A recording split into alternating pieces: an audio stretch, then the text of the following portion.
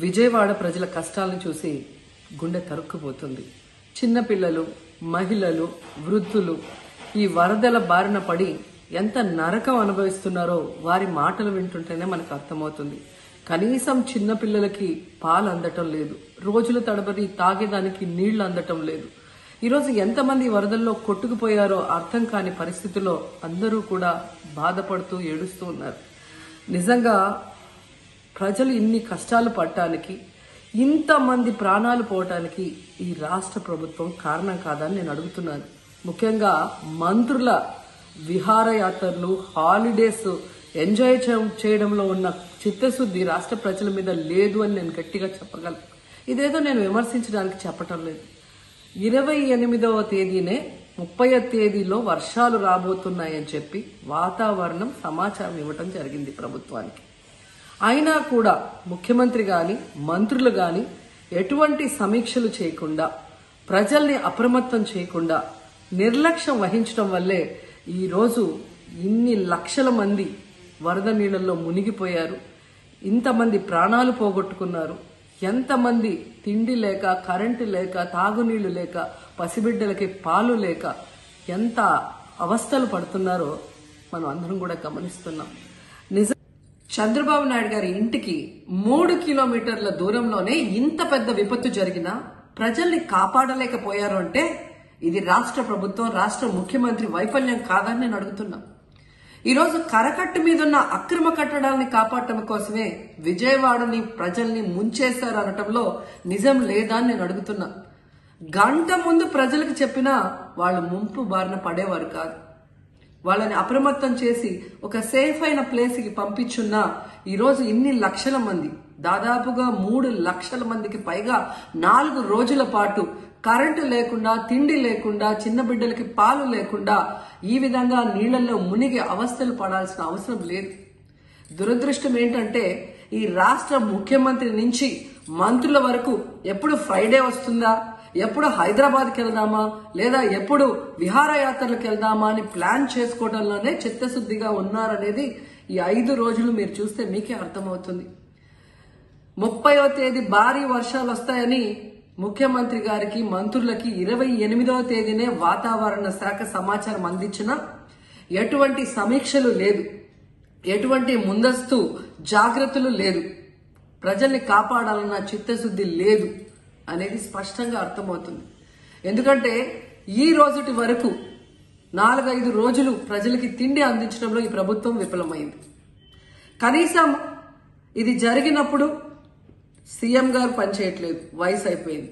Deputy CM గారు, పంచాయతీరాజ్ శాఖ మంత్రి గారు కనీసం తన శాఖను అప్రమత్తం చేసి ప్రజల్ని కాపాడాల్సిన బాధ్యత ఉన్నా ఈ రోజు 5 రోజుల వరకు ఆయన అసలు విజయవాడ వైపే రాలేదు.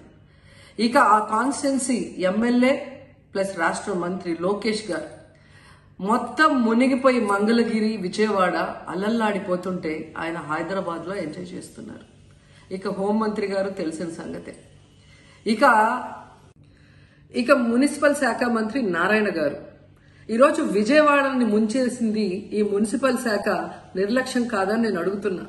ప్రజల్ని సురక్షిత ప్రాంతాలకు తరలించే విధంగా ఈ నారాయణ గారు రివ్యూ చేయకపోవటం వల్ల ఈరోజు లక్షలాది మంది నీళ్లలో మునిగిపోయారు. వాళ్ళందరూ కూడా ప్రభుత్వం ఎప్పుడు కాపాడుతుందా అని ఎదురు చూస్తున్నారు. అయినా వీళ్ళకి పట్టింపు లేదు. ఇక రామానాయుడు గారు ఇరిగేషన్ మంత్రి, కనీసం ముందస్తు రివ్యూలు లేదు. కనీసం వరదలు వచ్చి ప్రజలు మునిగిపోతుంటే బోట్లను కూడా కొనుగోలు చేసో రెంట్కి తీసుకొని ఆ ప్రజల్ని తరలించే కార్యక్రమం ఆయన కూడా చేయలేదు. ఇక ఎప్పుడు వరదలు వచ్చినా, భారీ వర్షాలు వచ్చినా ముఖ్యమైన శాఖ రెవెన్యూ శాఖ. అనగాన సత్యప్రసాద్ గారు ఈయన విహారయాత్రలో ఎంజాయ్ చేస్తున్నాడు. కనీసం పునరావాస కేంద్రాలు ఏర్పాటు చేయాలి, మరి ఆ ప్రజలకి పాలు, తిండి అన్ని అందించాల్సిన బాధ్యత ఉన్నా ఏం పట్టించుకోలేదు. సో ఈ విధంగా చంద్రబాబు నాయుడు గారి దగ్గర నుంచి మంత్రులంతా కూడా ప్రజల్ని గాలికి వదిలేసి ఎలా నిర్లక్ష్యం వహిస్తున్నారో చూడండి. ఇప్పటికైనా వాళ్ళు కళ్ళు తెరిచి ప్రజల్ని కాపాడండి అని చేతులెత్తి నమస్కరిస్తున్నా. గతంలో జగనన్న ఏ విధంగా వాలంటీర్ వ్యవస్థ ద్వారా, సచివాలయ వ్యవస్థ ద్వారా ప్రజలకి ఏం కావాలన్నా ఇమీడియట్ గా వాళ్ళకి అందుబాటులోకి తీసుకెళ్లటమే కాకుండా ఏదైనా ప్రకృతి వైపరీత్యం వచ్చినప్పుడు వెంటనే వాళ్ళని సురక్షితంగా కాపాడే విధంగా ఈ సచివాలయ వాలంటీర్ వ్యవస్థని ఉపయోగించుకోండి.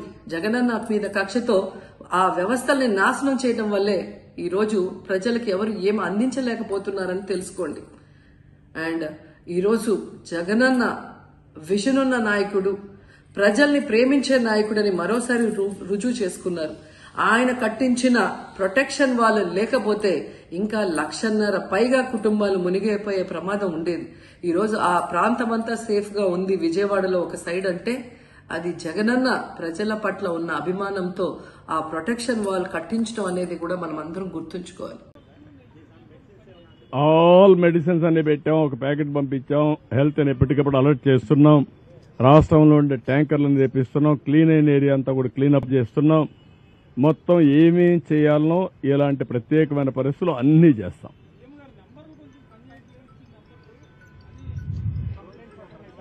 ఓకే, ఆ 2 నెంబర్లు ఇచ్చాను. ఒకవేళ అవసరమైతే ఇంకొక నెంబర్ కూడా ఇస్తాను. నేను వేరే కంట్రోల్ రూమ్ పెడతాం. మొత్తం వ్యవస్థ పెరాలసిస్ వచ్చింది. 5 సంవత్సరాలు పనిచేయడం మానేశారు. నేను ఇంకా ఏం చేయాలో నాకు కూడా తెలియని పరిస్థితికి వచ్చా ఇప్పుడు. అందుకే ఇప్పుడు ఒక ఆఫీసర్ సస్పెండ్ చేశారు. జక్కంపూడిలో ఒక ఆఫీసరు సరిగా తీసుకపోతే మార్నింగ్ అప్పుడే సస్పెన్షన్ అయింది. ఎక్స్ప్లెనేషన్ కాల్ ఫార్ చేశాను. ఇంకెవరిని నేను ఉపేక్షించను. మంత్రులు కూడా సరిగా చేసిన పని చేయకపోతే వాళ్ళ పైన కూడా చర్యలు తీసుకుంటా. ఎవరైనా నాకు అవసరం.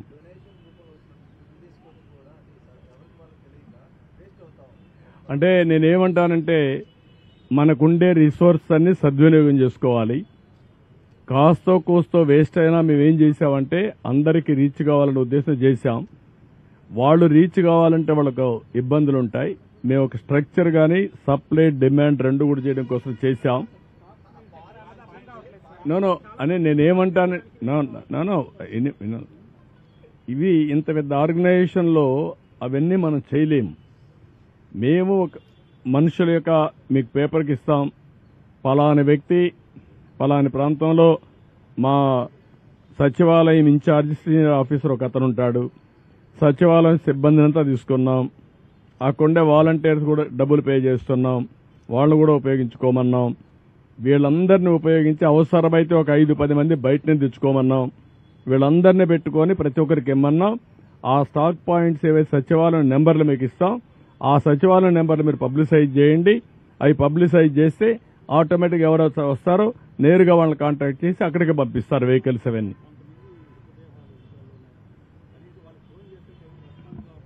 అదే నేను అనేది మానవతా దృక్పథంతో ఆలోచించమంటున్నాను. మన కుటుంబ సభ్యుడు ఒకడు చనిపోతే ఏ విధంగా ఫీల్ అవుతామో ఆ విధంగా అధికార యంత్రాంగం ఫీల్ కావాల్సిన అవసరం ఉంది. అధికార యంత్రాంగమే కాదు, సమాజం కూడా. సమాజంలో హితం అనేది మరి మనం చనిపోతే ఎవడు తీస్తాడు రేపు? ఆ ఆలోచన ప్రతి ఒక్కరికి రావాల్సిన అవసరం ఉంది. అందుకే చెప్తున్నా, చాలా గట్టిగా చెప్తున్నా. 1-2 కాదు, నేను చాలా చూశాను ఇవన్నీ. అవి చూసిన తర్వాత నాకు చాలా బాధ కలిగింది. ఆ బాధే ఇక్కడ రిఫ్లెక్ట్ చేస్తున్నా. చాలా స్టబర్న్ గా ఉంటానని దృఢ సంకల్పంతో మనస్సును కూడా స్థిమితం చేసుకొని చెప్తున్నాను. Now everybody has to act, no excuses. I'm very clear on that.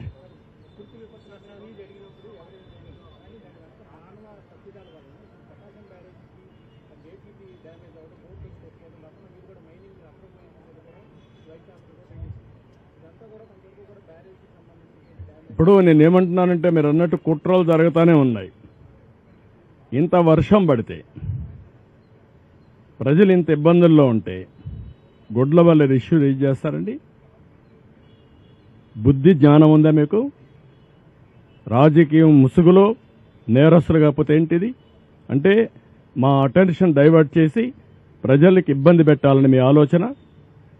ఇప్పుడు కూడా మీరు అన్నారు ఆ బోర్డ్స్ వచ్చాయి, ఎక్కడి నుంచి వచ్చా కూడా ఇన్వెస్టిగేషన్ చేస్తాం, ఎందుకు వచ్చా కూడా ఇన్వెస్టిగేషన్ చేస్తాం. అందులో కూడా ఎవరైనా ఉంటే మీరు అన్నట్టు ఆ బోట్లు వచ్చినప్పుడు కరెక్ట్గా అది కొట్టుకున్న ప్లేస్ చూశాను నేను. ఆ ఇది కూడా బెండ్ అయింది, వంగిపోయింది.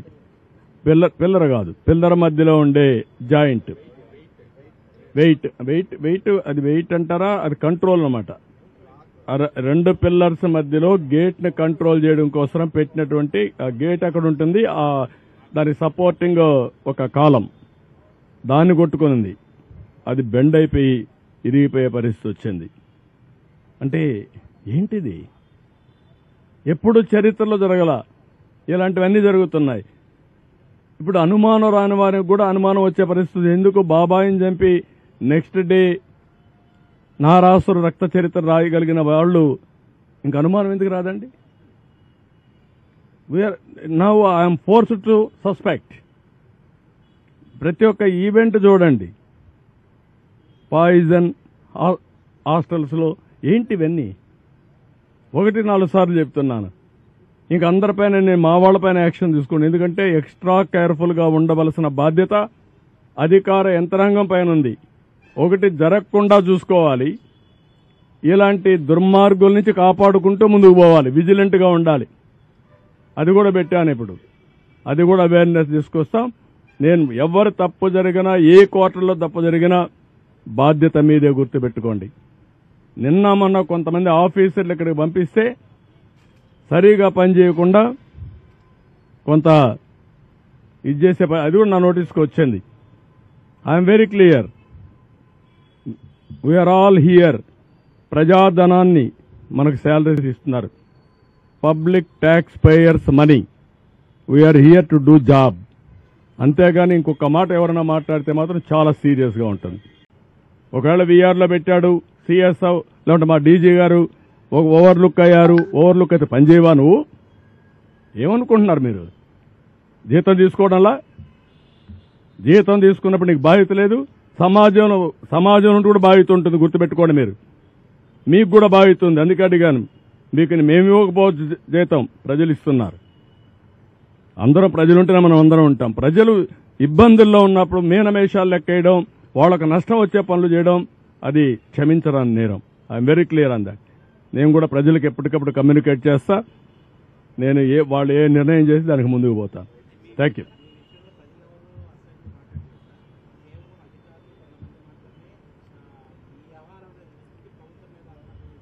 నేను అందుకే నిన్న ఒక మాట అడిగారు, మీ పరిపాలనలో కూడా ఇంకా ఏంటి ఇవన్నీ ఉన్నాయని అడిగారు.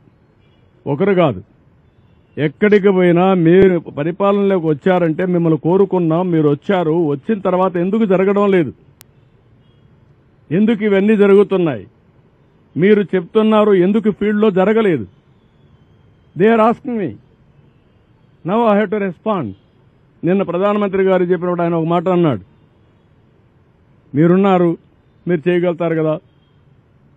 నమ్మకం ఆయనకు. ఉదువు సైక్లోన్లో వచ్చినప్పుడు చూశాడు ఆయన. ఇద్దరం దిగాం. ఆయన రిసీవ్ చేసుకుని కారులో పోతా ఉంటే ప్రజలు నన్ను చూసి ఒక నమ్మకంతో 2 ఏళ్లు చూపించి నవ్వారు. నవ్వుతూ స్వాగతం పలికారు. అంటే ఏంటి ఉద్దేశం? మీరున్నారు, మేము సేఫ్ అని, మాకేం బాధలు ఉండవు, అన్నీ జరుగుతాయని. ప్రధానమంత్రి గారు అన్నారు, నేను సీఎంగా పనిచేశాను, ఇది ఎప్పుడు నేను చూడలేదు. కష్టంలో ఉన్నప్పుడు ఫస్ట్ ప్రభుత్వం పైన పడిపోతారు. అలాంటిది నిన్ను చూసి 2 వేలు చూపించి నవ్వుతున్నారంటే, స్వాగతిస్తున్నారంటే నాకు ఆశ్చర్యం వేస్తుందని చెప్పారు. అది వాళ్ళ మంచితనం, వాళ్లకు మా మీద ఉండే నమ్మకం. ఆ నమ్మకాన్ని కాపాడుకోవడానికే ఇక్కడ కూర్చొని ఇన్ని ప్రయత్నాలు చేస్తున్నాను నేను. నిన్న కూడా నేను చూశాను, ఒక్కరు కూడా నన్ను బ్లేమ్ చేయాలా? సార్ మీరున్నారు, మీరుంటే జరగదు సార్. ఏంటి సార్ ఇక్కడే డెడ్ బాడీ వదిలేసి వెళ్ళిపోతారు వీళ్ళు? నేను అందుకే నిన్న కూడా చెప్పాను, అవతల వాడు పేరెంట్ డెడ్ బాడీ అక్కడ ఉంటే తీసుకుపోయేవాళ్ళు లేకపోతే ఏ విధంగా ఫీల్ అవుతాడో ఆలోచించండి. మీరు ఆ కోణంలో ఆలోచించి మీరు వాళ్ళతో కన్విన్స్ చేయండి. వాళ్ళు ఎమోషన్లో ఉన్నారని కాదు, డెఫినెట్గా ఎమోషన్లో ఉంటారు. 3 రోజులు కన్న బిడ్డకు పాలు ఇవ్వలేని వాళ్ళు, కనీసం ఆకలితో ఏడిస్తే ఒక బిస్కెట్ ఇవ్వలేని వాళ్ళు ఎంత ఫీల్ అవుతారండి? ఎమోషన్ రాదా? కోపం రాదా మన మీద? That is what I asked them. అందుకే నేను నిన్నటి నుంచి మాట్లాడుతున్నా, మానవత్వంతో పనిచేయండి, హ్యూమనిజం చూపేయండి, పెత్తందారి వ్యవస్థ కాదని చెప్పి. I will do my duty. ఇప్పటి నుంచి మీరు చూస్తారు, రేపటి లోపల సెట్ కాకపోతే ఇంకా డ్రాస్టిక్గా వెళ్తాం. I very clear.